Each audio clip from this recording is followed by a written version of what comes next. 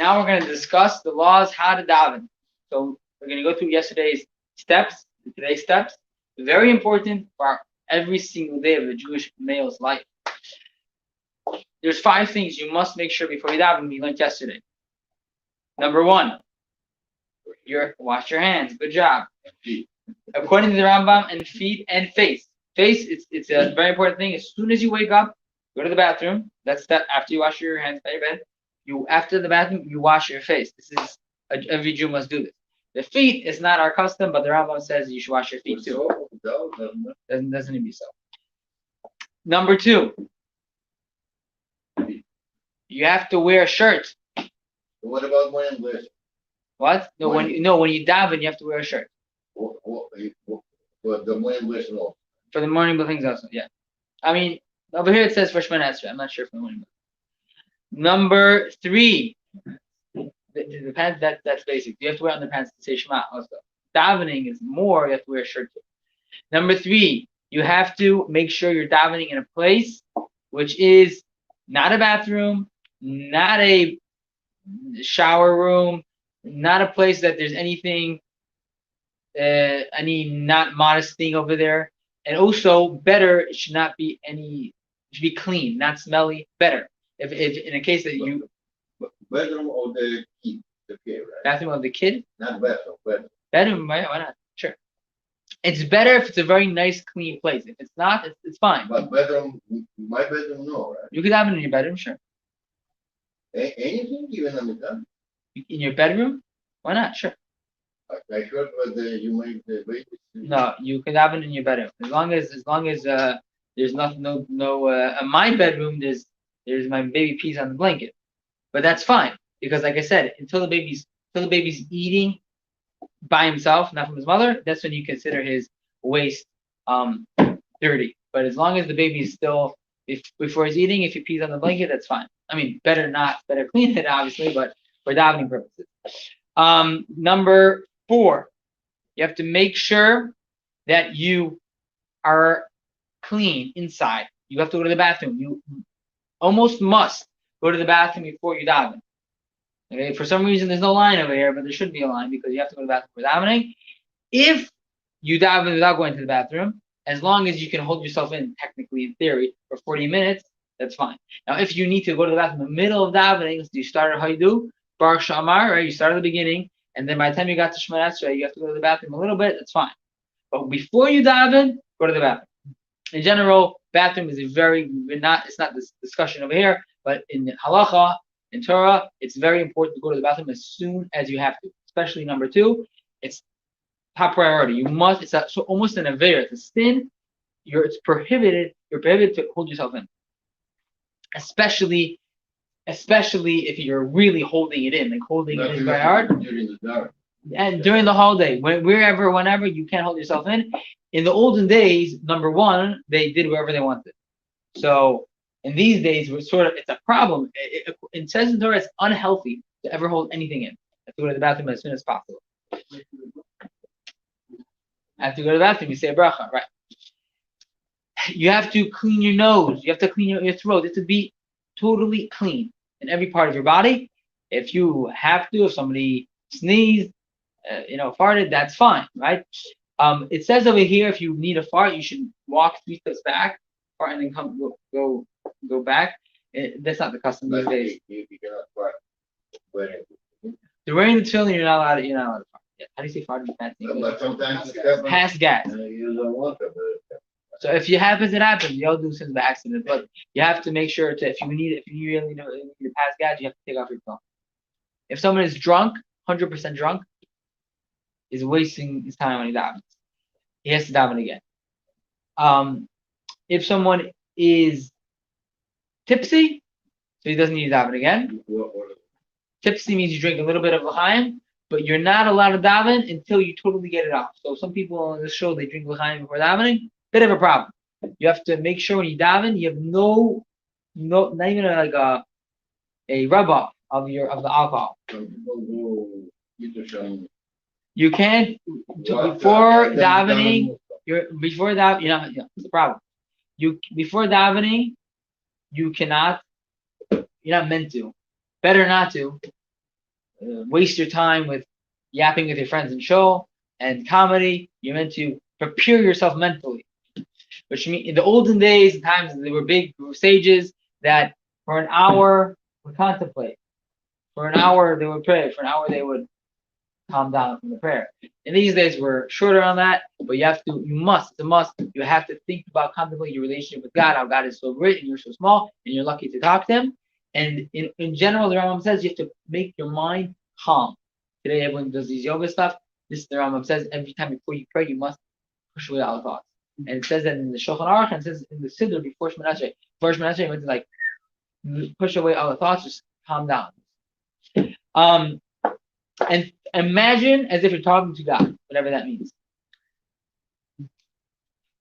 Before you daven, the best thing is to learn something according to the Rambam, which is easy, which is like Rambam, something which is flat out laws, which just calms you down, something which is a calm learning. Before someone davens Musaf, you have to make sure you got to the right page. You know, they didn't have the siddur. They have to make sure you got it set up. Okay, we do this, we do this, we do that. You can't just middle of davening say, okay, well, anu. People do it like with going Yalav Yava or something, which is Rosh Chodesh. There is a special prayer which is 5 lines in case someone is in a place of danger and he can't pray, and they do this in Wednesday hour in New York. There's Wednesday hour, an hour all public schools have an hour every Wednesday to learn Jewish religious studies. So with the kids they say these 5 lines. I'll let you look at it yourself. 8 things before davening you must do, but if you didn't do it, it's still considered davening, and don't worry. You have to stand. If you're on a plane, it's fine. You have to face east, face the Mikdash. If you don't know where east is, that's fine. You have to make sure that your body is standing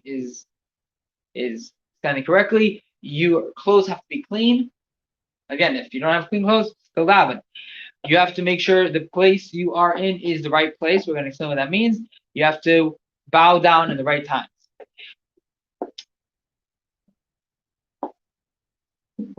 What happens if someone's on a train, plane, traveling? You can sit. If someone is sick, go to your side. Try your hardest. If someone is on a plane, or if you're in a place that it's hard to have kavana. It's hard to think what you're doing when you're standing up on a plane and the stewardess is screaming at you, right? And if you're in a car, it's dangerous, right? So therefore, if you're in a place that it's better for your concentration to sit down, then you should sit down. If you're in a car, better go to a rest area. Yes.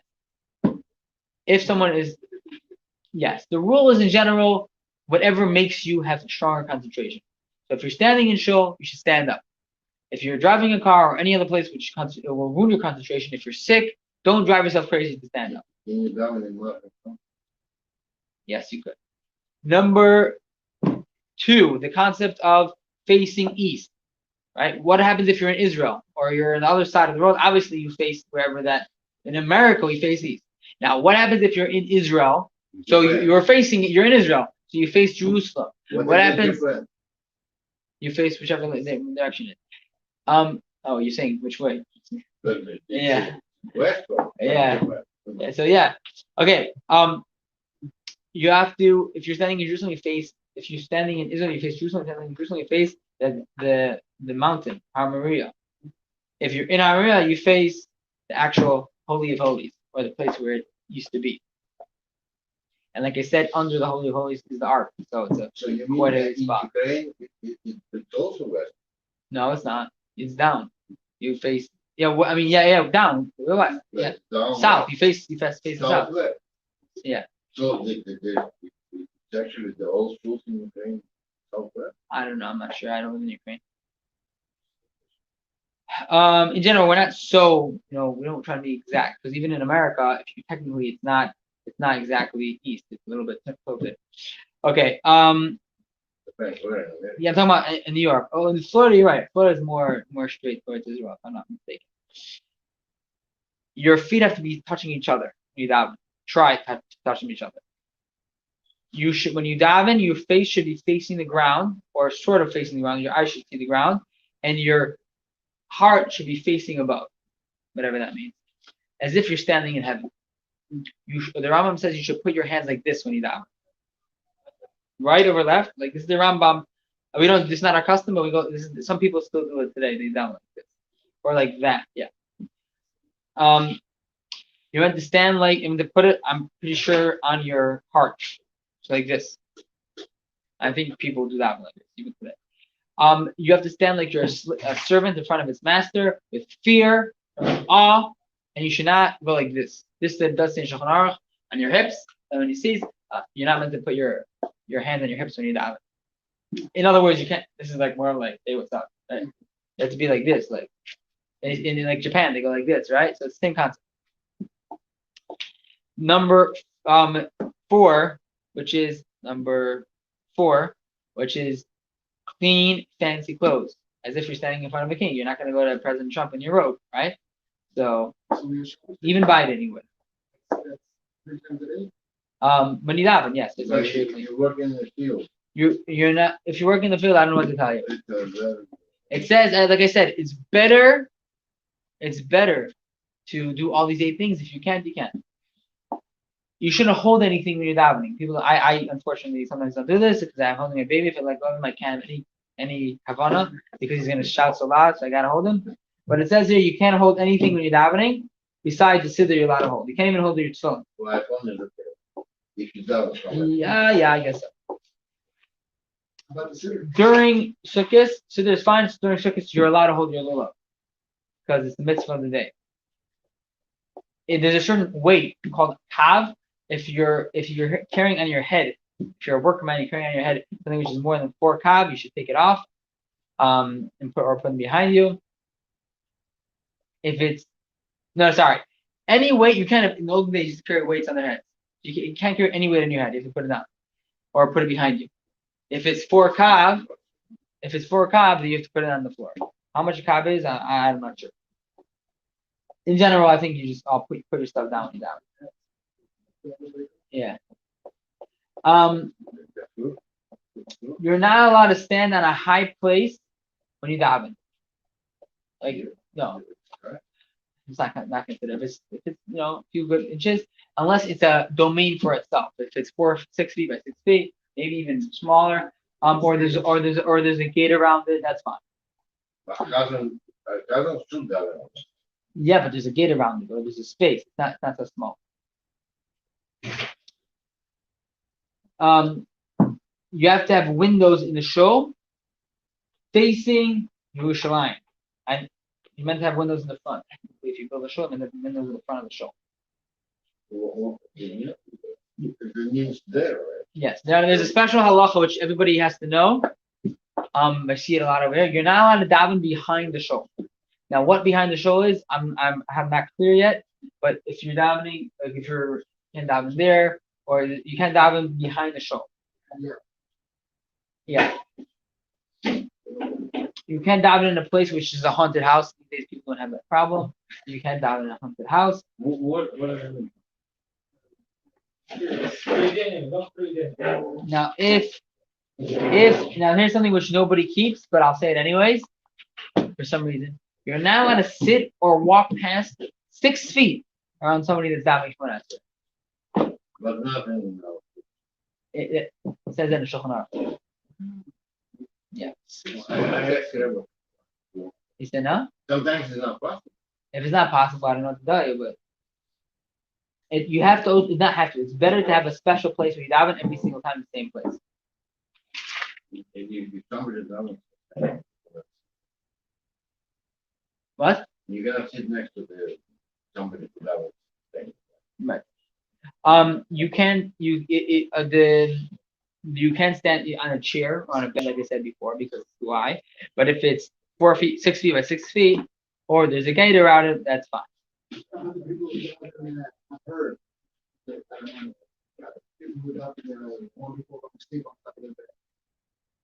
I never heard of that. But that's not davening, it's Shema. What happens if you're a apple picker and you're in the middle of the tree and you want to daven on the tree? But it's not time. I'm too kidding. In palm trees, it's a big thing to get to the top, right? Or there's like, let's say you're building the Empire State Building and at the top. Right? So how are you gonna get down?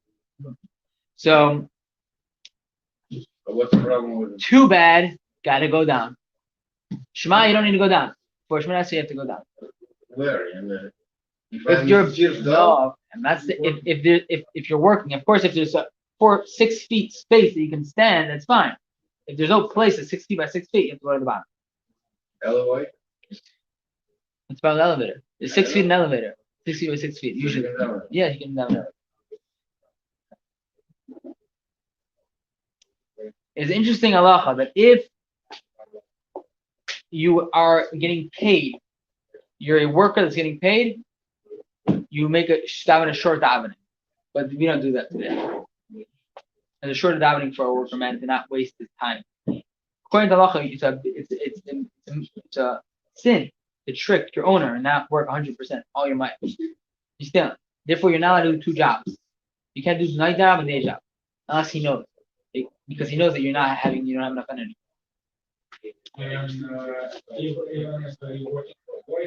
Yeah. If he knows, it's fine. No, only if a job which doesn't let you sleep.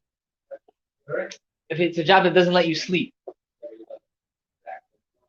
No. Yeah. Okay, but if you're still working with a sword, you don't have. Yeah, that's fine. That's fine. You can't scream, but you also have to hear what you're saying, and that's the art of whispering. How should you daven and when should you bend down? So there's 5 times you bend down during davening. You go Baruch, Baruch. That the first Baruch, second Baruch. You get up by Hatah. You as you're saying Hatah, you get up and you bow down. So Baruch, and you sort of like this Atah, and then you say Hashem. You get up. So Baruch Atah Hashem. Maybe you should get up even before you say Hashem. Hashem. Hashem, you stand up straight. First, you say Baruch Atah Hashem. Second time, not the third time. All the way by Maidim. You go Maidim, you bow down, and then after you finish Maidim, that blessing, you say Baruch Atah Hashem, and you finish that blessing. At Sim Shalom, you don't do that. When you go back, there's one last time after Tachum, you go put your head like this, you go slanted, you put your sleeve on your forehead or almost. I guess you go like that or whatever, and you tilt it and you face the siddur like that. The Rebbe, I don't think even looked in the siddur. Even the Rebbe always looked in the siddur. I'm not sure if he looked in the siddur when he did this, but I don't think it worked for that. When you say Isa Shalom, how do you do Isa Shalom? You go like this, Isa Shalom, B'Mayma. Right? It's like left, right, middle. Why do you do it like that? Because you're going to God's right, God's left, and you go.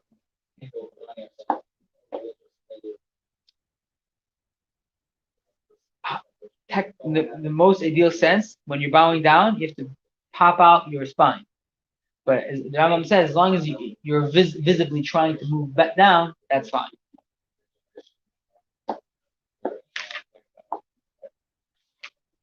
Everyone have a great night.